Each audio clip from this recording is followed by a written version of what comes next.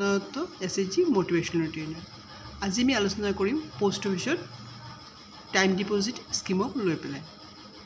Post office য'ত আমি আমাৰ সঞ্চয় কৰিব পাৰোঁ, আমি বেংকতো কৰিব পাৰোঁ, পোষ্ট অফিচো কৰিব পাৰোঁ, য'ত আমাৰ টকা হেৰাই যোৱাৰ বা টকা মাৰি যোৱাৰ কোনো ভয় নাথাকে। সেইকাৰণে পোষ্ট অফিচত কেইবাটাও স্কিম আছে, বহু স্কিম আছে। তাৰ মাজতে আজি আমি পোষ্ট অফিচ টাইম ডিপোজিট স্কিমক লৈ পেলাই আলোচনা কৰিম। ইতিমধ্যে আপোনালোকে সকলো মহিলাই 10,000 টকা লাভ কৰিছে। গতিকে এই 10,000 টকা যদি আপোনালোকে খৰচ নকৰি পোষ্ট অফিচত ৰাখি দিয়ে, তেন্তে আপুনি ইয়াৰলি এটা ইণ্টাৰেষ্ট পাই থাকিব, টকাও থাকিব আৰু ইণ্টাৰেষ্ট লাভ কৰিব। এই স্কিমৰ থ্ৰুদি আমি ফিক্সড ডিপোজিট হিচাপে টকাটো ৰাখিব পাৰোঁ। যদি আপুনি 10,000 টকাটো বেংকত ৰাখে, তেন্তে বছৰি আপুনি এটা ইণ্টাৰেষ্ট লাভ কৰিব। এই প্ৰতি বছৰে আপুনি এনেকৈ ইণ্টাৰেষ্ট পাই যাব। ইয়াত আমি এবছৰ, 2 বছৰ, 3 বছৰ, 5 বছৰ কাৰণে ৰাখিব পাৰোঁ।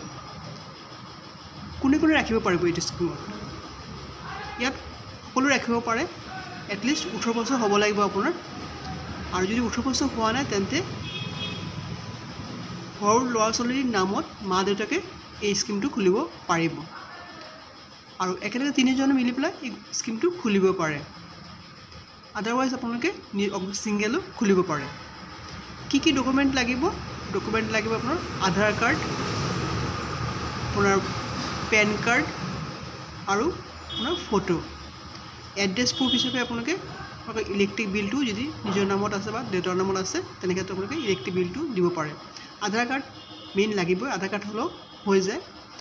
আধাৰ কাৰ্ড, পেন কাৰ্ড আৰু আপোনালোকৰ ফটো, এই 3 কপি লৈ পেলাই আপোনালোকে পোষ্ট অফিচ গ'লে তাত এখন ফৰ্ম দিব। সেই ফৰ্মটো ফিল আপ কৰি আপোনালোকে ইয়াত স্কিমটো ল'ব পাৰিব। যদি আপুনি এবছৰ কাৰণে ৰাখে, তেন্তে এবছৰ কাৰণে ৰাখিব। যদি 2 বছৰ কাৰণে ৰাখে, তেন্তে 2 বছৰ কাৰণে ৰাখিব। যদি এবছৰ কাৰণে ৰাখে, তেন্তে আপুনি ইণ্টাৰেষ্ট পাব 6.9%। এই ইণ্টাৰেষ্টটো কিন্তু প্ৰতি বছৰে চেঞ্জ হৈ থাকে। আপুনি যেতিয়া টকাটো ৰাখিব, তেতিয়া অফিচত সুধিব যে এতিয়া ইণ্টাৰেষ্ট কি চলি আছে। সেই ইণ্টাৰেষ্ট মতে আপোনালোকে টকাটো যিটো ইণ্টাৰেষ্ট পাব, সেইটো বছৰে লাভ কৰিব।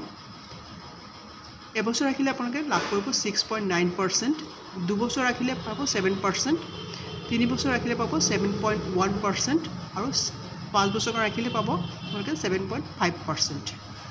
গতিকে এইটো আপোনালোকে চিন্তা কৰিব যে আপোনালোকে কিমান দিনৰ কাৰণে টকাটো ফিক্সড কৰি পোষ্ট অফিচত থ'ব। যদি আপোনালোকে এবছৰ ৰাখে, তেন্তে 6.9 হিচাপে আপোনালোকে বছৰি পাব 708 টকা। গতিকে যদি 10,000 টকা আপুনি ৰাখে, তেন্তে এবছৰ পিছত আপোনালোকে লাভ কৰিব 10,708 টকা। এইটো ফিক্স নহয়। যদি ইণ্টাৰেষ্ট বাঢ়ে, তেন্তে ইণ্টাৰেষ্ট বাঢ়িব, কিন্তু ইণ্টাৰেষ্ট নকমে। আপোনালোকে খালি টকাটো ৰখাৰ সময়ত অফিচক সুধি ল'ব যে এতিয়া কিমান ইণ্টাৰেষ্ট চলি আছে, সেইমতে আপোনালোকে ইণ্টাৰেষ্টটো লাভ কৰিব। গতিকে মহিলাসকলৰ কাৰণে এইটো এটা ভাল স্কিম হয়। আপোনালোকে 10,000 টকাটো খৰচ নকৰি পোষ্ট অফিচত থৈ দিয়ক। এবছৰৰ কাৰণে বা 2 বছৰৰ কাৰণে আপোনাৰ টকাও থাকিব আৰু আপুনি ইণ্টাৰেষ্টটো লাভ কৰিব। যদি ভিডিঅ'টো ভাল লাগে, লাইক এণ্ড শ্বেয়াৰ কৰিব, ছাবস্ক্ৰাইব কৰিব। ধন্যবাদ।